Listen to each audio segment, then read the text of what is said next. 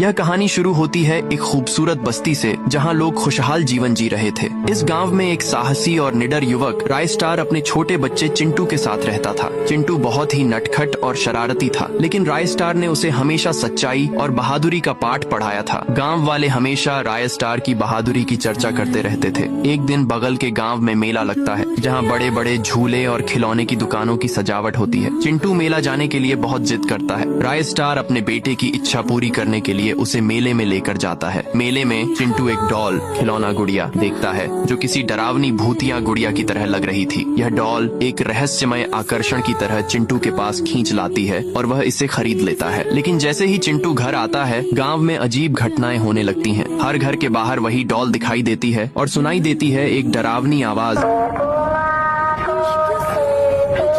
जैसे कोई चुड़ैल गांव में आ गई हो। गांव के लोग डर के मारे धीरे धीरे गायब होने लगे और रहस्यमय तरीके से उनके शरीर के पास वही डॉल पाई जाती थी। रायस्टार को कुछ समझ नहीं आता कि यह सब क्या हो रहा है। रात में आवाज गूंजती।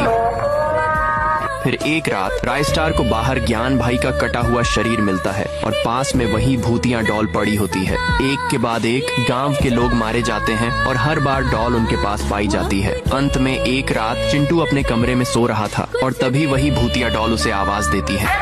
डॉल चिंटू को मार डालती है। अगले दिन रायस्टार को चिंटू का मरा हुआ शरीर मिलता है और वह बेहद दुखी हो जाता है। रायस्टार तय करता है कि वह इस भूतिया डॉल से बदला लेगा, लेकिन यह कोई आसान काम नहीं था। वह गांव छोड़ देता है और कई सालों बाद अमावस्या की रात वह उस गांव में वापस आता है जहां भूतिया डॉल की काली छाया ने पूरे गांव को निगल लिया था। अब उस गांव में एक खौफनाक खेल शुरू हो चुका था,